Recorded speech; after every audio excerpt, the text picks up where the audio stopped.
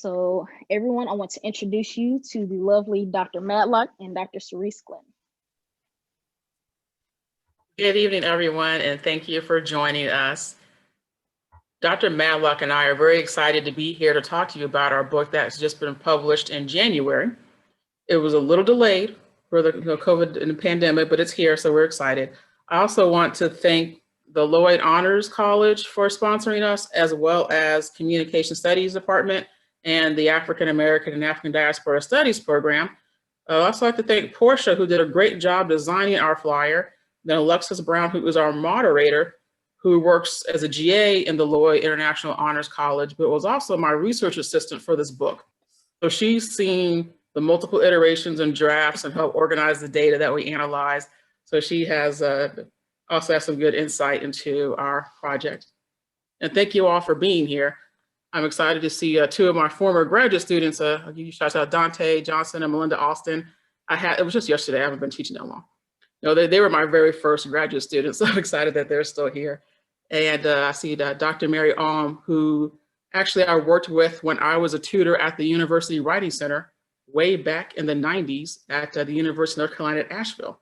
So we did a talk briefly with some graduate students on Monday, talking about writing tips, and many of those I learned from her in the Writing Center. And thank everybody else who's here, and my partner and husband as well.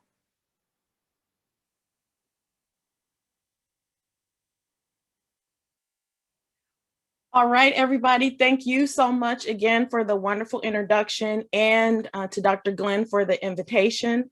I love it when I can just work with her and then share the results of our work with the community. So one of the things I definitely wanted to share with you all is the background and significance of the work that we're doing.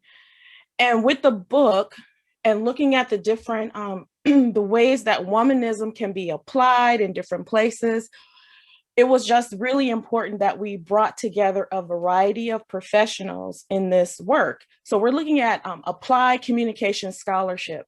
One of the things that I say, and one of the things that was said to me coming through my educational programs, is that African-American scholarship, African-American academics, Black academics, we do not do work and research and writing just for the sake of research and writing. Our work has a significance for our community, and we take that work in all different places and spaces. And this work represents that. So it's applied work, opportunities for scholars to not only share their work in academia, but also the work that they do in community. This work also had the opportunity to be a part of a larger series of work. It's called the R3 series, Rhetoric, Race, and Religion. And Dr. Andre E. Johnson is the series editor for that. So again, this book is about voice, visibility, and representation, and not just for the scholars in the book, but for the communities and places and spaces for which that work has significance and has been applied, this idea of womanist rhetoric. So we're framing Black women's identities in a variety of contexts. And we're just going to, Dr. Glenn and I are going to share our chapters, but there are other chapters that you can take a look at. If you want to go to the next slide, please. Thank you. So we have Dr. Kimberly P. Johnson, who is taking a look at womanist response to Black Lives Matter and American nationalism. Dr. Camille Anderson is looking at womanism as a place to address the language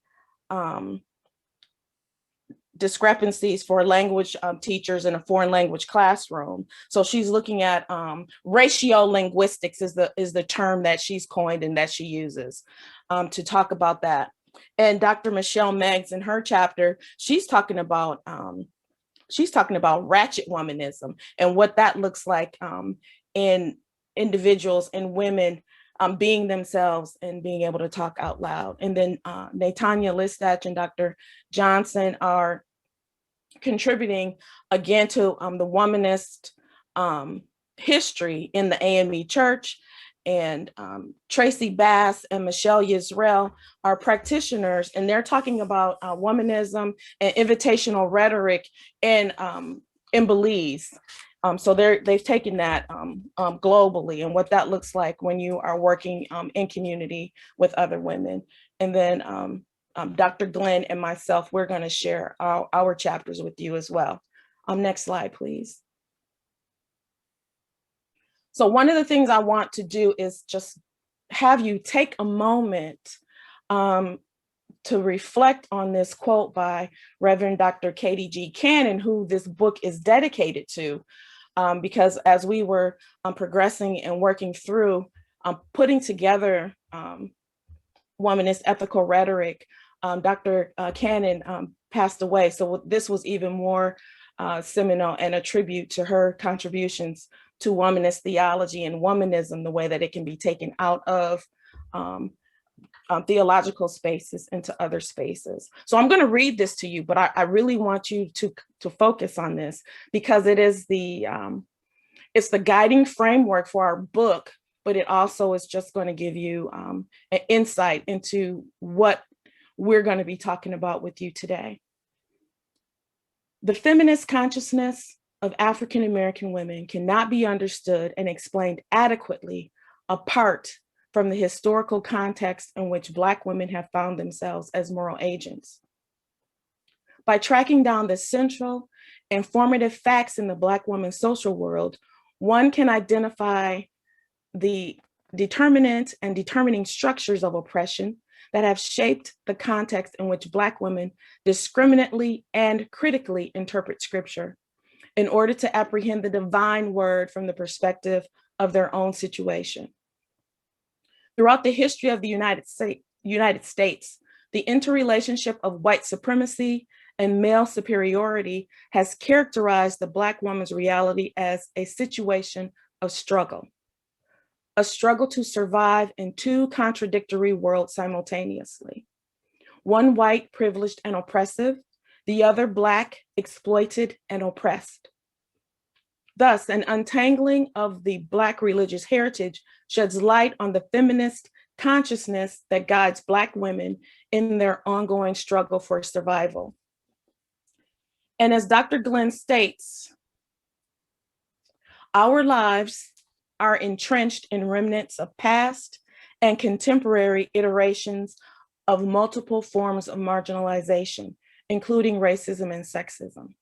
So our collection of chapters centers womanist approaches to liberation and social justice in turbulent times.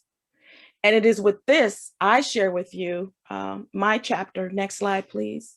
And before we do that, I also like to acknowledge, just to add to what Dr. Matlock is saying, that some of the work we do, we also want to acknowledge those who've come before us. We very much stand on their shoulders. So if we could have a moment of silence for Dr. Cannon and for those who have also gone too soon or who have left us, who've paved the way for us to do this. Yeah.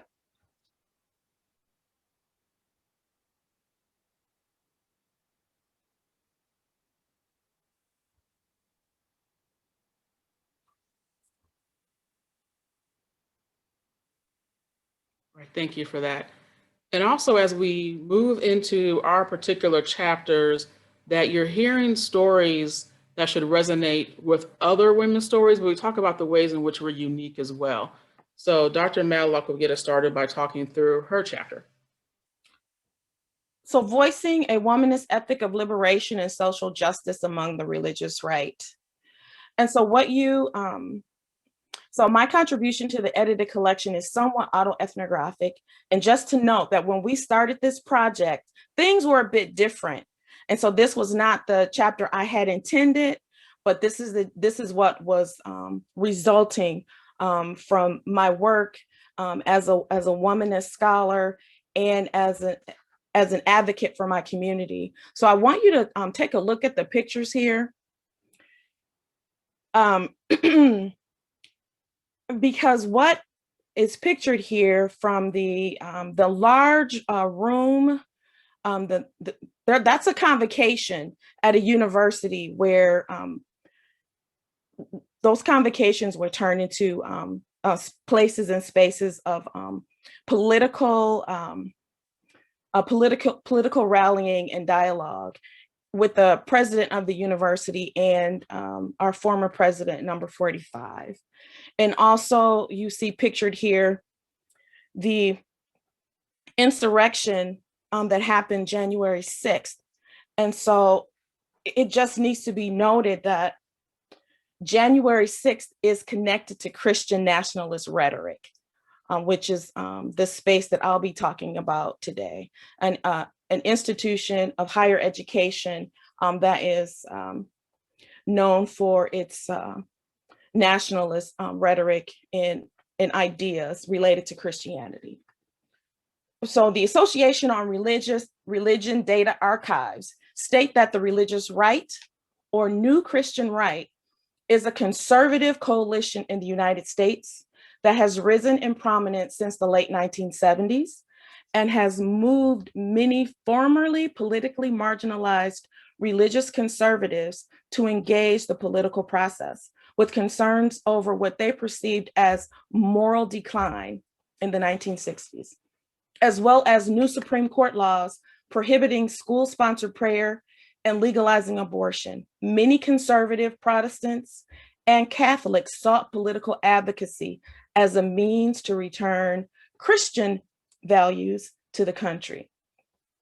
The Moral Majority became the most prominent organization in the religious right soon after Jerry Falwell founded it in 1979, along with the university. And that's his son, Jerry Falwell Jr., whom you see pictured in the right with former president number 45. So they target the Republican base. That's their goal. The organization mobilized voters to elect politicians who would defend their values, supporting prayers and creationism in schools, as well as opposing abortion, pornography, obscenity, and other perceived threats to the family.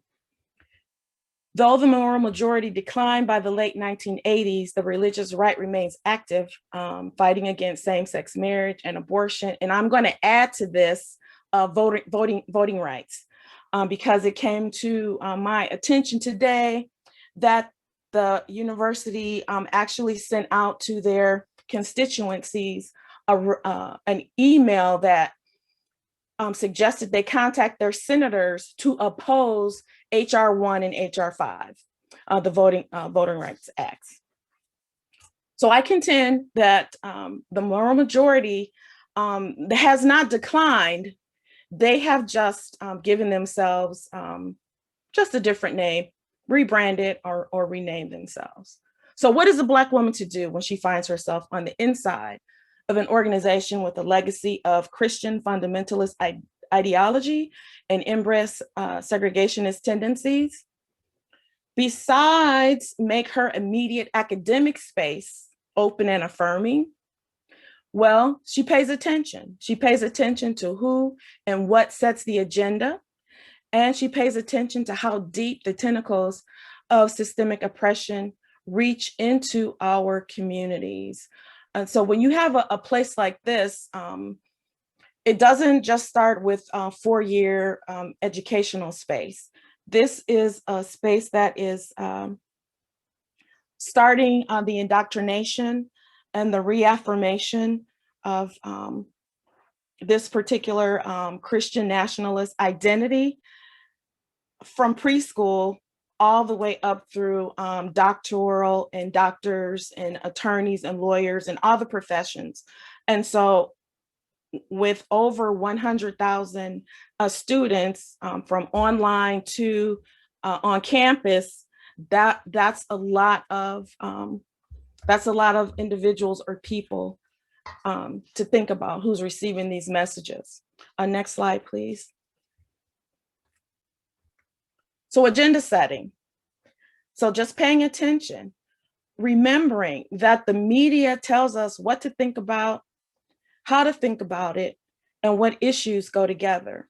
So when we pay close attention to media stories, no matter what broadcast station, the story really is the same, with small differences in the storyline from left to right, from left to center, center to right, mass media, new media, whatever you want to call it. television, cable, social media has become society's storyteller. So what stories being told? And there's a vast quantity of political discord, and I've talked about that, and civic unrest connected to various socio-cultural issues. And the media is a tool to sow discord, which cultivates exaggerated beliefs that pit various groups against each other, even when they have common interests. So we have to pay attention to who sets the agenda. And in this case, the agenda is known as the conservative news playbook, set by some evangelical Christians. So since the 2016 election, much has been said and written about the bewildering affection between evangelical Christians and Donald J. Trump. And according to Terry Heaton, the former executive producer of the 700 Club, he states that 10 years before Fox News came on the scene, which was about 1996 when they first aired, the Christian Broadcast Network, CBN, wrote the playbook for conservative news. Heaton continues, we called it TV news with a different spirit. And all it was an attempt to insert conservative propaganda into the news. In the end, right-wing news is only propaganda. It is not news. Those are Heaton's words. There is no attempt to be unbiased. It has gone so far now that the public does not know it. It is within this media plan that the negative narrative that frames the lives of Black people, the poor, and the oppressed is normalized. So, again, feeding the organism known as Christian nationalism. And we see this right now today. Next slide, please. So Christian nationalism is more about identity than religion. It carries with it assumptions about nativism, white supremacy, authoritarianism, patriarchy, militarism, identities that are not embraced by all Americans. And so there's a danger in a single story. And as a Black woman, as Black women, as individuals of color, individuals who know what's going on, we know there is danger in any single story. Even when it comes to Christian evangelicals, being equated to Christian nationalism is dangerous. That's a danger. Yes, in these turbulent times that we are in have certainly pruned the weeds, and some folks had to be dropped from our lists because true beliefs and identities were displayed. However, we still have to understand and remember that there are allies among us, even among those Christian evangelicals. And that's how I found out about that mass email with HR 1 and HR 5. And so it takes all voices to stand against oppression. Next slide, please. So our voices will continue to resist and persist in contested spaces. And so just as a womanist, I am concerned about and committed to the survival of an entire people, but also as a womanist, that also means that I'm concerned about the equality across race and ethnicity. So the womanist tradition captures the lived experience and vocation of Black women in a variety of intersecting contexts, from mothers, entrepreneurs, educators, social workers, preachers, evangelists, in the original sense of the word, medical professionals, corporate executives, sisters, wives, daughters. You get the point, and understand that many of these roles run concurrently. Black women, African-American women, we situate historically and contemporarily in hostile spaces in the United States of America and around the world, hostile areas that have a traumatic impact on our life and our livelihood. It is the womanist tradition and action that existed before it was named that influences many to speak up for themselves and others, to speak out on behalf of their communities. Womanism is a tradition that seeks to force a change in the narrative on behalf of oppressed people. The advent of social media has provided alternatives for Black people and other communities of color to disseminate news and events pertaining to their communities and who they are, which pose a challenge to traditional mainstream media and their social media communication strategy, their mainstream communication strategies. And that includes the conservative news playbook. So individuals are citizen journalists with eyes and ears and cell phones that have the ability to report what is happening in real time. So we don't have to rely on what is fed to us. We can shape the narrative of our own and counter the stories that are being told. Next slide, please. So just remembering again, Dr. Katie Geneva Cannon, and I'm going to add to this Ida B. Wells Barnett, because she is one of the most prominent journalists and who play vital roles in disrupting the narratives of the status quo. One in the area of theology, the other journalism, and beyond for both. And both women are living and working, have lived and worked in hostile spaces. Both women challenge dominant power structures of oppression for the liberation of women and men. There is a community component to their work, and using the vernacular of Wells Barnett's time, uplifting of the race. Both were the Black womanist voice in hostile spaces. And it was society at large that they impacted. So for me, in my vocation as an academic, a teacher, a writer, I went into the lion's den, what has been called the last bastion of whitedom.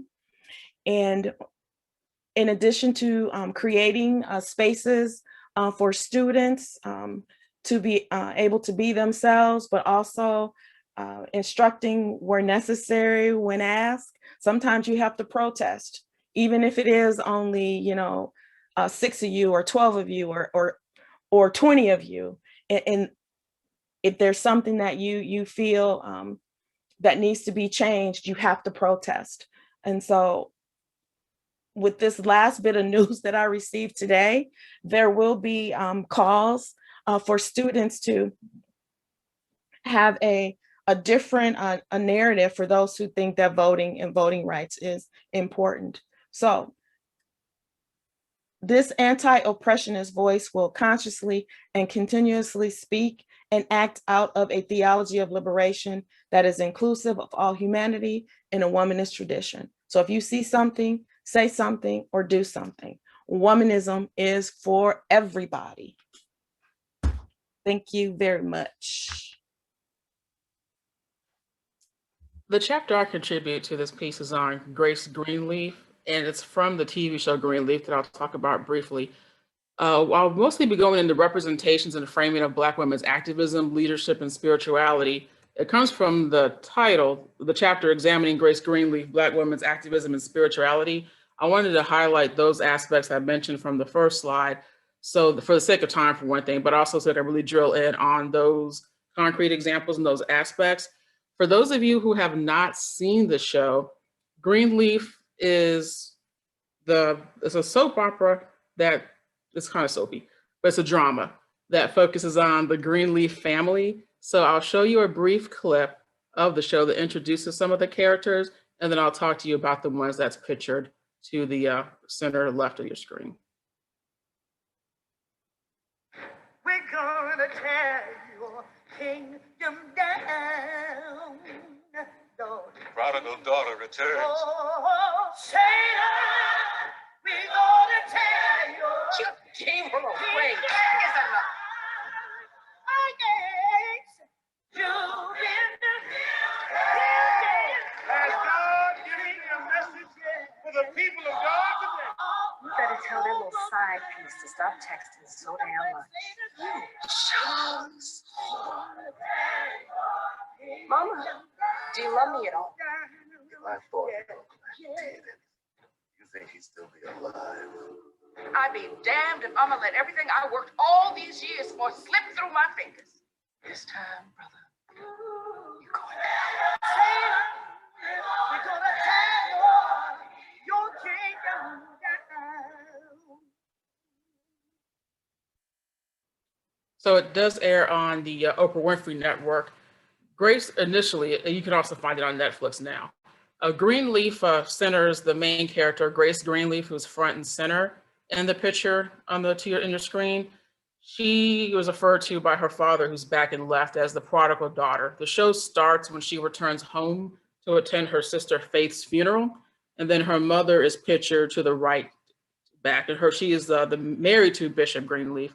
They are the first lady and bishop of the church. The church is Calvary. It is a mega church set in the southeast of the United States, has about 4,000 members, and the show ran from about 2016 to 2020.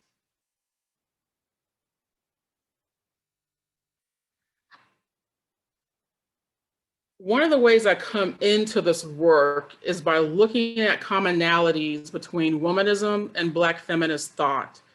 Dr. Matlock and I went to Howard together. We did our PhDs I finished in 2008, she came out in 2007. And she and I remember many conversations we have about the differences between womanism and Black feminist thought. And people would often ask us, well, which one are you? Or, like, you have to choose one. And one of the conversations we had is we're both. I can be a Black feminist and be a womanist scholar. And one of the definitions that I tend to center is from Alice Walker, who was initially credited with coining the term womanism. And you can see aspects of womanism in Katie Cannon's work, or the quote that Dr. Matlock read earlier. But she explains womanist thought as, quote, a Black feminist or feminist of color. From the Black folk expression of mothers to female children, you acting womanish, like a woman, usually referring to outrageous, audacious, courageous, or willful behavior. In other words, those are women who don't act like proper young ladies, don't stay in their place, but they are too grown, some say, for their time. How this connects to Black feminist thought are through these concepts that I'll pull out today.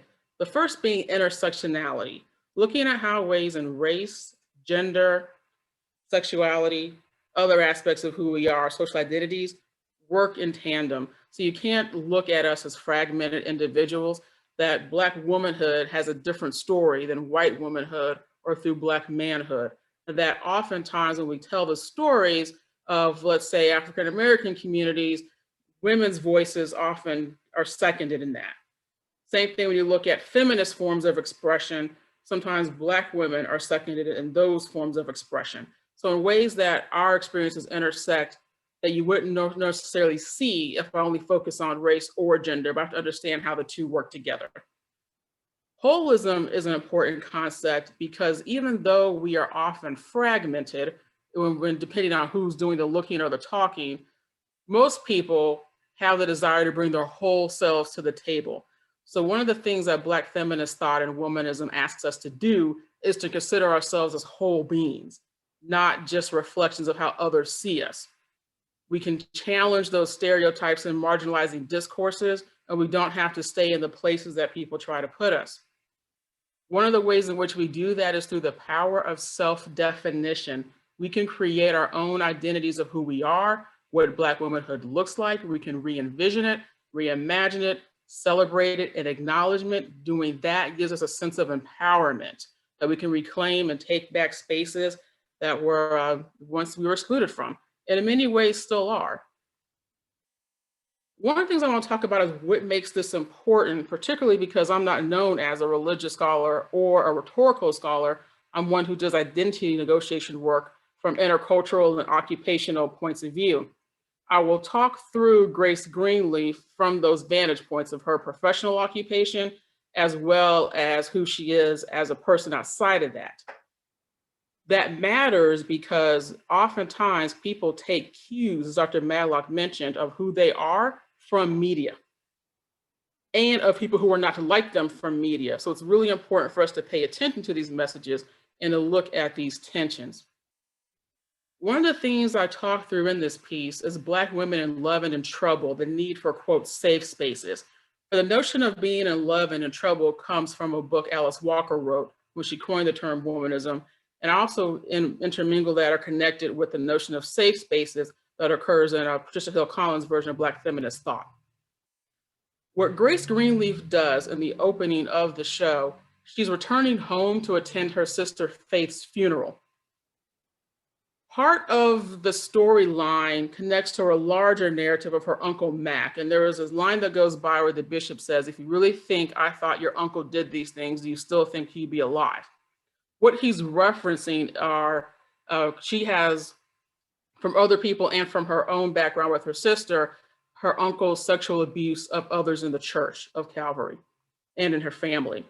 So she creates Sisters of Tamar as her space within the church when her father, the bishop, asks her to be an associate pastor. She agrees to do so, but does so in ways that honors her sister's faith's unfortunate passing. She commits suicide due to the sexual abuse and her inability to really function in the world anymore. Sisters of Tamar is created for women in the church who are experiencing domestic violence, abuse, or sexual assault. The institution of the church, as represented here in the form of Calvary, as the mega church, has mixed reaction, which still reflects the tensions that Black women occupy. Some in the church welcome this, saying we need to give an outlet, we need to give a space to the women who are experiencing these issues. Others criticize it and argue that we don't want to air that type of dirty laundry. Let's leave things in the home. But Grace argues that as Christians and as this role in the church as associate pastor, we have a duty and obligation to help those who she calls within our flock, who are members of the church. One of the examples that comes from this is a church member named Stacy. Her experiences with domestic violence and abuse are really told through these group meetings that happen of Sisters of Tamar. She's in an abusive relationship with her husband. They have 2 children. He actually starts to attack her because he's upset with her for airing their dirty laundry. Now everybody in the church knows that he's abusive. And now people are going to be on their business and judge him. Stacy decides to leave her husband, and Grace Greenleaf tries to help her. She puts her up in a hotel, tries to find a room in a shelter. In a conversation between the two, Stacy decides to return home to her husband because she thinks it's more important to have that traditional nuclear family and to have her children grow up with a husband in the household than it is for her to protect her own safety.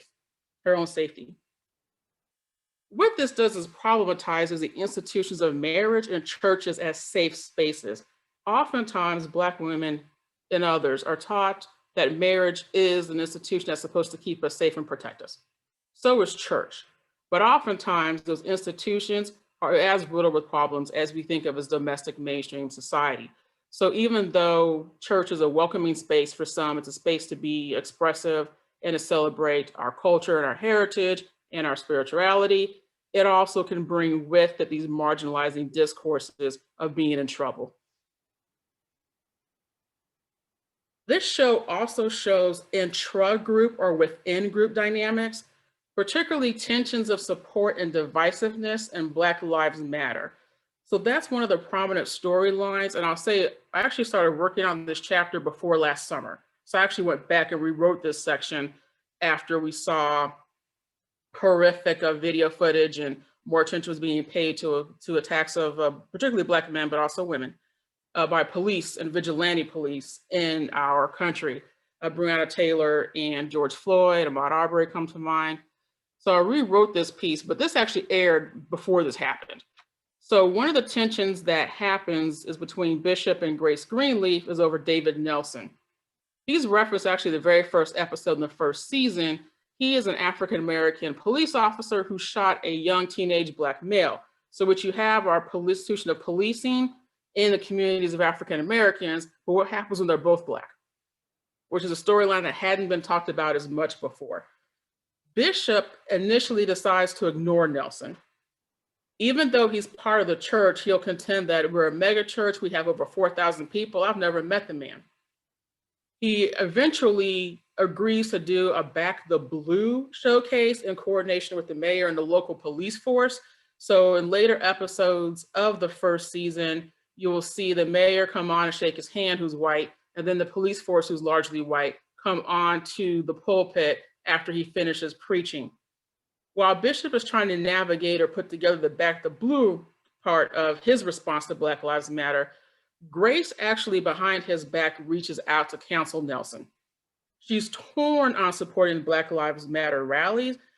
There's a tension between, and one of the chapters that Dr. Johnson writes talks about how African-American churches have an interesting relationship with Black Lives Matter in comparison to what was referred to as the civil rights era in the 50s and 60s. Some consider that Black Lives Matter as more street, so it's not a church initiative. Others argue, no, we still need to support it regardless of where it originates from. So you see that same tension happening here. So even though Grace is torn over should we be supporting these rallies or not, her daughter actually sneaks to attend and she ultimately supports her in that. Bishop, who's her father as well, says, quote, when he finds out, the right thing to do is what you said you was gonna do. Let your yeses be yes and your no's be no, Gigi. He calls her Gigi. Otherwise, folks won't know who the heck you are, most notably you. So what's interesting here is that her father, even though there are different sides of how they want to approach the matter, he actually says, I don't have a problem with you having your own opinion. The problem I have is you not standing in it. So be firm in it, be who you are. And if you're gonna do something, do so with the strength and power and the resonance that what you're doing is right. Don't do so behind closed doors and being afraid of your own voice. This connects to the last thing I want to pull out, which is navigating spirituality and romantic and familial relationships. For this talk, I'm talking mostly about Grace's personal relationships. There's a whole other set of relationships between her mother, her sister, her brother, and also her uncle. I could do 15 minutes just on her and her Uncle Mac, but I won't spoil it for you if you haven't seen it. One of the narratives that women, particularly in this instance, Black women, are taught is the politics of respectability. We're taught that we navigate romantic relationships privately, but we also do so in ways publicly where we appear demure, that old adage of women are to be seen and not heard, that you are to dress in a way to attract the right man, who ideally should be another Christian male in the church. What's interesting with Grace is that she does not fit into that norm whatsoever. And she doesn't try to. So she has to navigate her romantic relationships privately while her siblings and parents get to have public relationships and they get to have the community support of those relationships. So her sister Charity is married to somebody who's in the church when the show first starts. Her brother also is married to somebody who's in the church. They're often centered in the pulpit behind the bishop when they talk, along with her mother, Lady May. So when they sing and when there's the Sunday sermons, the family is all together and they're partners with the exception of Grace. Her family background is different. She has 2 children by 2 different men. She's divorced and she's a single mom. One of her children is not discovered in the show until he's an adult. And it turns out that she had him when she was a teenager and put him up for adoption. So he also returns home in a way. But this happens behind the scenes, and that notion of the privacy, the church is not aware of it and they don't want to talk about it. When they do, it's in very salacious ways. In fact, her mother, Lady May, encourages her to not show that she's in a relationship and chastises her often, both at home and in the church. The 2 relationships she has in the show are with Noah, who turns out to be AJ's father. He does work in the church, but nobody really knows they have a relationship. The mother figures it out later. And Darius, who's a reporter, who's played by a former NBA player, Rick Fox, if that's interesting. He's also not religious, which is a big no-no in her family. So she often asks when they're dating, would you be comfortable being like the first man of the church? And he's kind of like, not really, I'm not feeling that. But she still decides to be in a relationship with him. But it's an interesting juxtaposition for her to be the associate pastor in a leadership role and to be looking at partners as you're going to be the person who's going to support me in this role, and their lack of comfort in doing so. But the church never knows she's engaged with both or dating both of these men. It creates a moral dilemma for her, where instead of having one coherent sense of my spiritual, romantic, and family relationships shares this happy story, she ultimately has to choose one over the other. So in one of the seasons, it ends with her having to choose to acknowledge her son, AJ. She doesn't want to deny him anymore, pretend that he doesn't exist. If she wants to support him in a legal issue she's dealing with.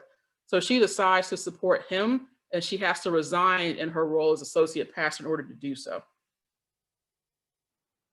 Concluding notes from this particular chapter, you still see these interconnected themes and tensions of Black women's advancement and leadership roles in the church. So there's progress and challenges here. It shows great progress that she gets to carry the role of associate pastor and have a leadership role to even create Sisters of Tamar. But the challenges show in her role of there's challenges, and people don't like the fact that she created Sisters of Tamar. People want to know more about her personal life, but they really don't, because when they do, it's done with scandal. The politics of respectability prohibit Grace from bringing her holistic self to the table. She must fragment her professional self and keep her familial self, her romantic notions, hidden from everybody else. She doesn't get to show that to people. It also shows complex relationships of men as safe spaces. So her Uncle Matt functions in many ways as the antagonist of the show early on. Her father, Bishop, is actually very supportive of her.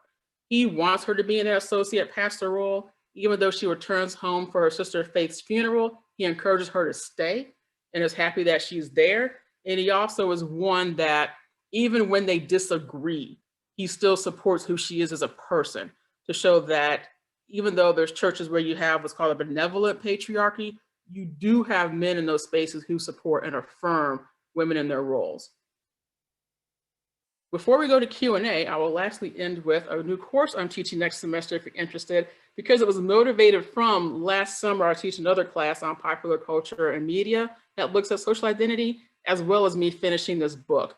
So we'll talk through some of these issues with contemporary Black female leaders, and I'm free to answer any questions you may have about that. And it also will carry an ADS marker. It'll be in the fall. It'll be an online asynchronous course. So if you have any questions or anything, please email me. I will let you give you a moment to read that while I turn it back over to Alexis Brown. All righty, thank you so much. So I'm, by the way, you know, if you have any questions or anything, please feel free to put them in the chat and I will read them. So we do have one though, and this is for Dr. Matlock. It says, have you considered or written about the legacy of Reverend Polly Murray? I have a list, and it was just confirmed that that's the person who I should start with. So I have not done so just yet, but I will. Okay, that is great to know. Does anyone else have any questions? The floor is open.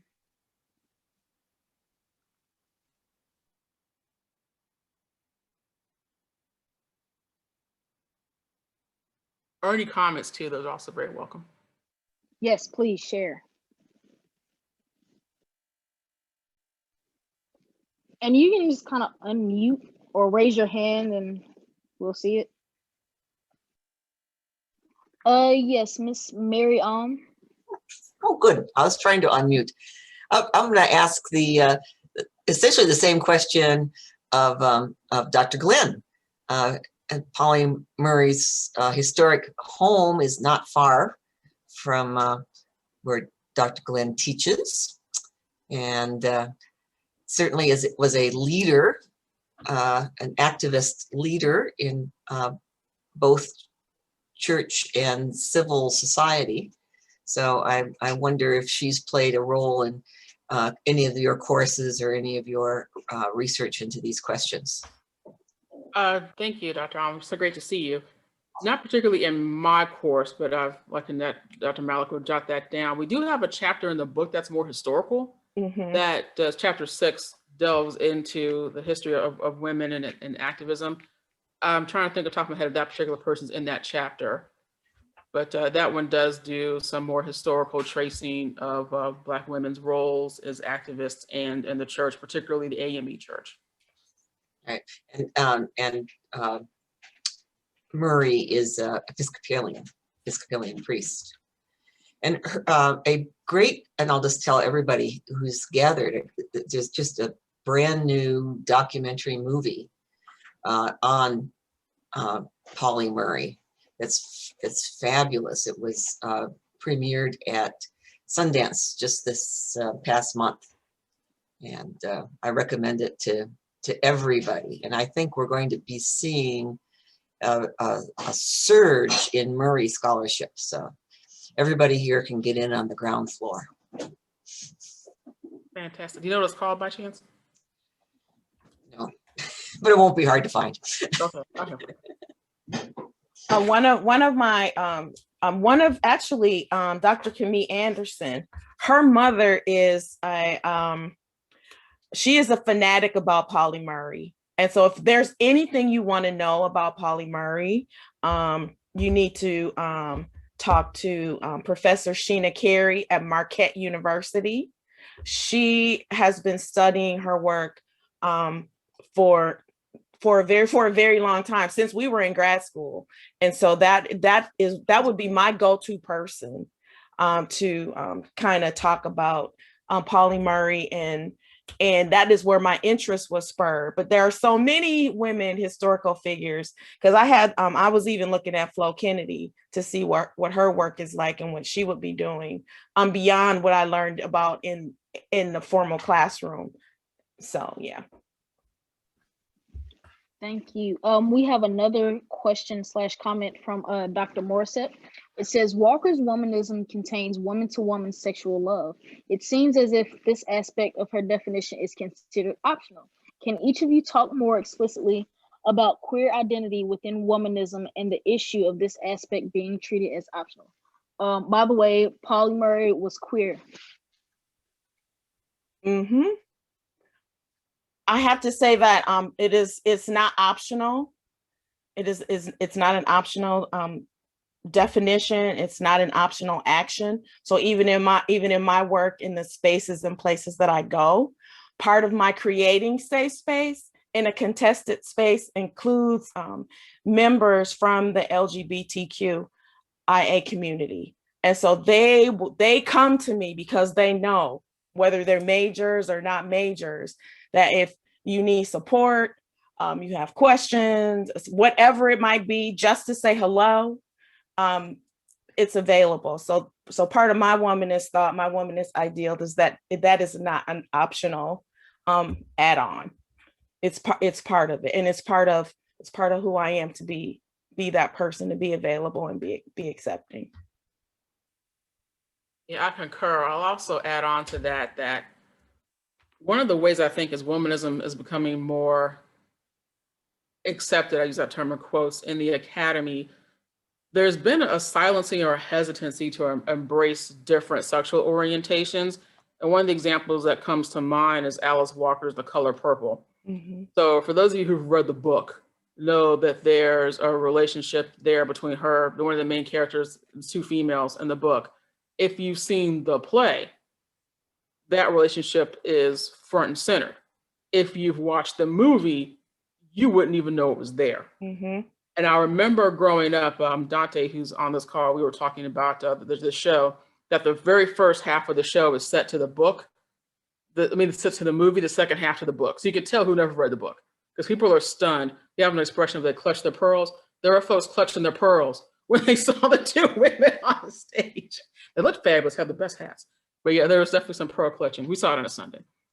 But the interesting part is there's still some slow hesitancy to embrace all aspects of womanism, but I think we're moving more towards that. You can also see that with Black Lives Matter. I was giving a talk last semester, and I mentioned when we first had, unfortunately, when Black Lives Matter was coined, was in response to Trayvon Martin. And you had a different reaction than you see now. And now what I say, when I see the younger people who are in the protests in the streets and in the rallies, I saw for the first time shirts that say Black Trans Lives Matter. I didn't see that 10 years ago or plus when we first were looking at activism. So I think there has been more embracing and convergence and acknowledgement of all of us in an intersectional way, in a way that's embracing different sexual orientations more and more. Thank you. We have a question from Deb Bell. It says, how did you develop the creation of this collection of articles and essays? When did you start the publication process? You know, in a funny way, I will say back when we were at Howard, so many years ago. But I'll let Dr. Matlock answer that more formally. This came out of, you have colleagues that you bounce ideas off of. And for me, Dr. Andre E. Johnson is one of those people. You know, sometimes he's a womanist. I'm going to say that he is. And so I'm talking, and I'm just talking about these different ideas, and just trying to put something together. And then he goes, well, why don't you have a panel? And I was like, okay, I can have a panel. And so then you start looking and you start listening to what others are writing about. And it's like, okay, so we'll start with this panel. And so we had a panel, and then I said, okay, everybody, this sounds pretty good. What do you think about turning this information that you've presented here into book chapters? And I was looking at how womanism works to build the beloved community. So not only this work, but also the special issue for the Journal of Communication and Religion. And so we started out with a certain set of individuals from academia, practicing theologians to write and contribute. But over time, because it was, what was this, 2018, 2019, there's a process to all this. And so then you start listening. And so we have contributions that weren't originally part of the book. I know my chapter, this is not my original chapter, but things change. And when we started this, we didn't have, we did not have COVID-19, and we did not have the issues with George Floyd and Black Lives Matter and Breonna Taylor. We didn't have all that. So it morphed and it evolved. And being co-editors, as long as you stay within the frame of what your development was, if the contributions shift, but you're still holding to what the publishers want, and then what your series editor, staying within that framework. When you change the content, that's what editors have the power to change the content. And so we changed the content to fit what was happening, what was going on, and what needed to happen. So sometimes people fall away because their life situation is in such a way that they can't continue with the project.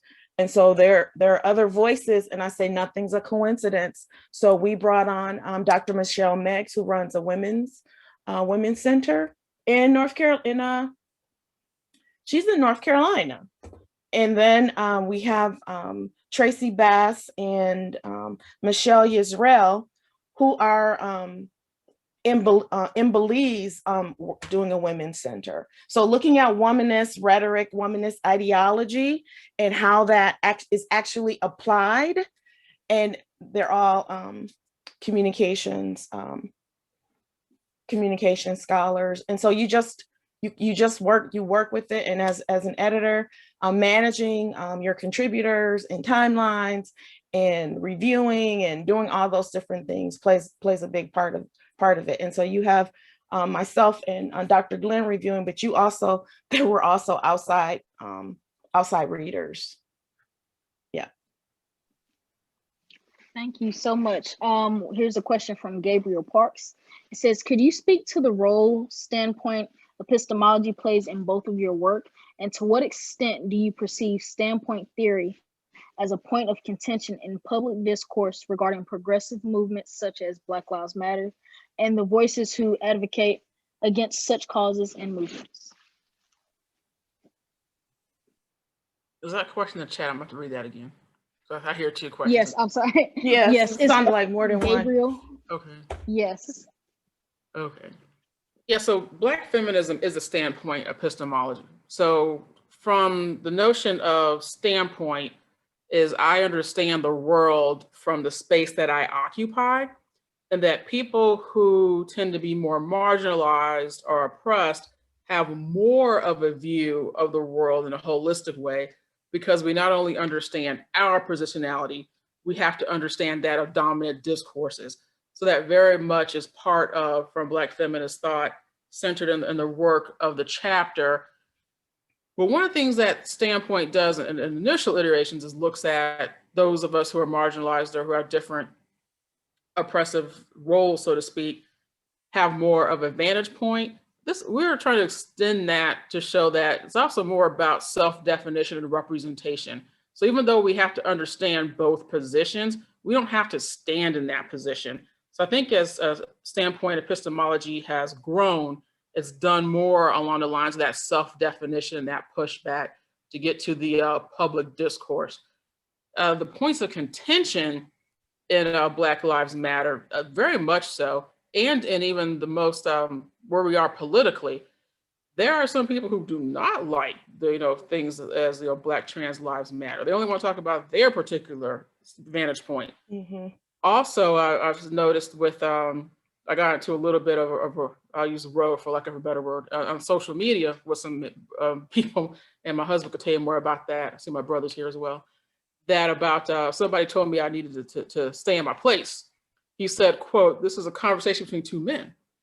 And I responded, "I can come into this conversation. We're on social media. It's a public space." So there's sometimes in spaces where women's voices aren't welcome unless we're supporting men. And so I'm one who I pick and choose my battles in that way, but I still think in public discourse, you still see this relegation of Black women's voices to those of men or to white women. But in many ways, we're speaking up against that and speaking back to that. And one of the ways I feel encouraged by that is through more and more talk of anti-racism, where people are trying to learn about that. Mm-hmm. I don't see as much about people embracing that from a gendered perspective. So hopefully those two will work hand in hand. It's not one or the other.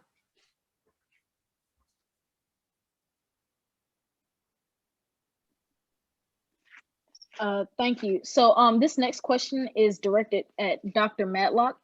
It's from Martha. It says, "You spoke about some women who have acted by disrupting some narratives about women like Katie Cannon. What are the other varieties of evangelicals and how are they portrayed?" Well, the other varieties of evangelicals, we have to remember that there are Christian evangelicals who do not buy into the narrative of Christian nationalism. And so they might be Presbyterian women, AME women, and they might be from other races and ethnicities, and they're just not buying into that.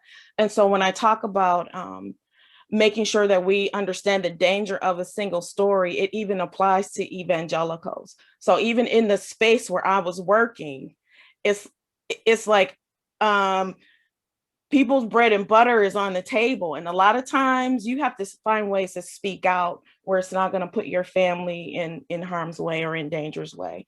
And so there are other varieties of evangelicals who are standing in solidarity with Black Lives Matter. There are other evangelicals who stand in solidarity with the LGBTQIA community. There are other evangelicals who are supportive of making sure that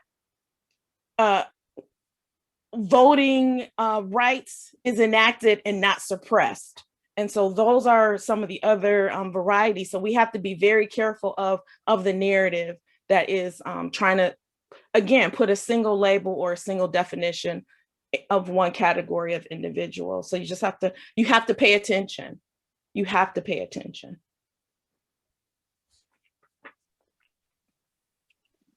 Thank you. Mm-hmm. Are there any more questions? And again, you can unmute or raise your hand. Yes, Erin Cassidy. Hi, I like to talk, not type. So I know a few of us on the call, not just myself, are TAs, and we teach like intro level communication courses.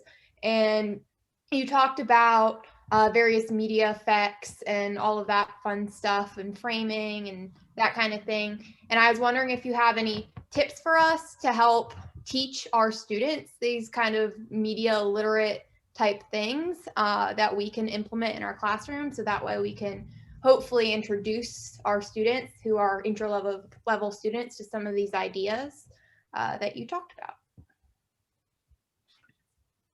My students love video.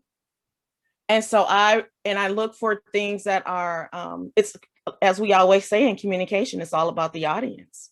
So what are my students going to be interested in?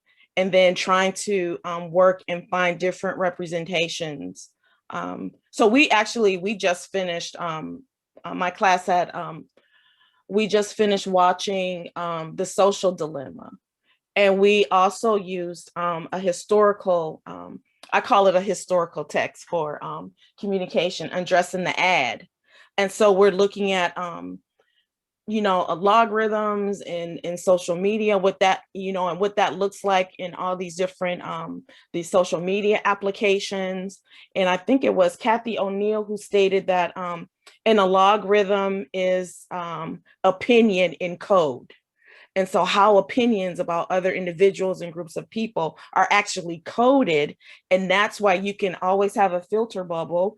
And Cerise is looking at the news. Aaron, you're looking at the news. I'm looking at the news. And we're looking at the same news. We all have something different that pops up, even if it's air quotes, I'm calling this news. And so just kind of pulling together those visual examples of whatever the theory or whatever the construct that you're trying to demonstrate. I think that helps for I'm showing my age, the next generation, because everything is visual, and then thinking about the demographic of the students that we're coming in. And so and then I think one of the other things I showed, there's also I call this again a classic, The Codes of Gender by Sahat Jahali, but there's also another one on YouTube called The Gender Codes. And it was a documentary created by a transgender person.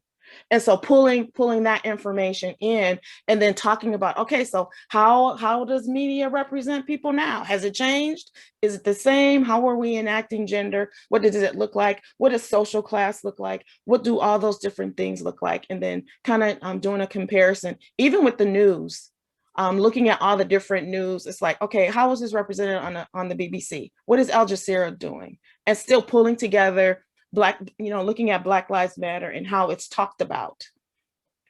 And then sometimes it's framed in a way that they're pretending like it's in support of, but there's always somebody throwing shade someplace, in the narrative. And so you have to pay attention. So yeah, I hope that was helpful. Very, thank you. Mm-hmm.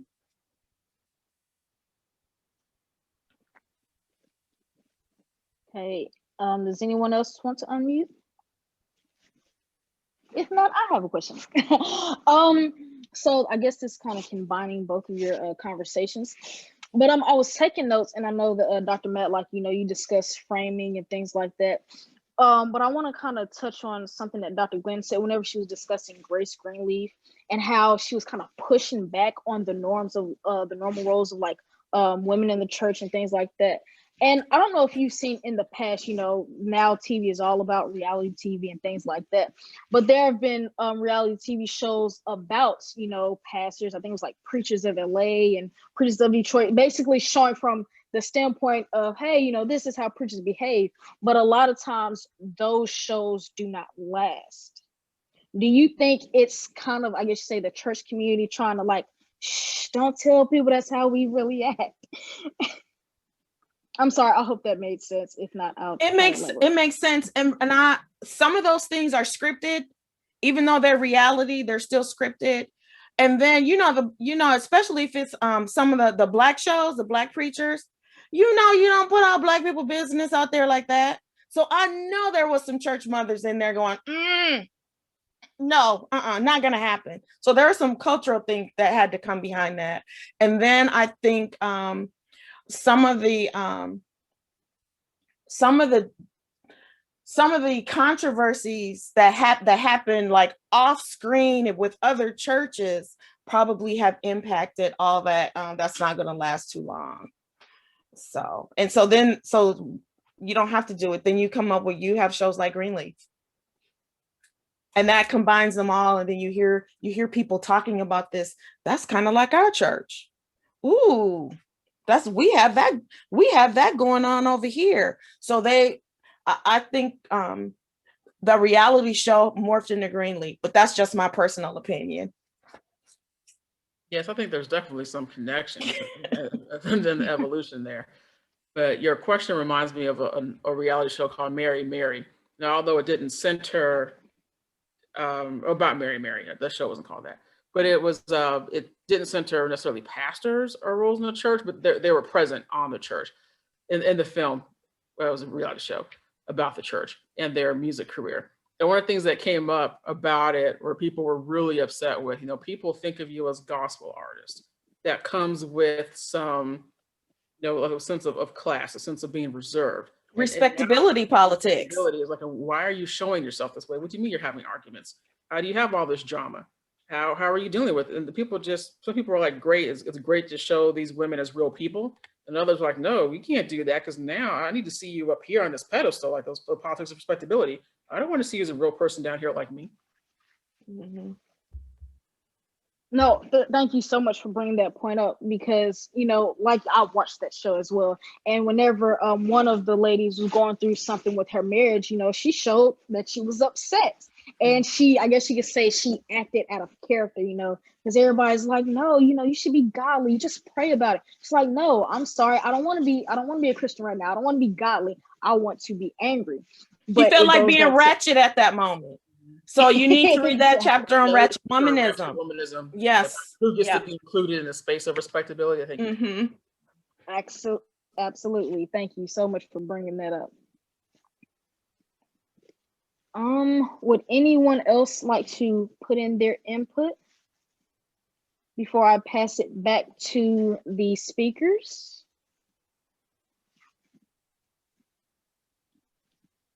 All right, I'm going to hand it back to Dr. Matlock and Dr. Glenn, just for any closing comments before we say goodnight.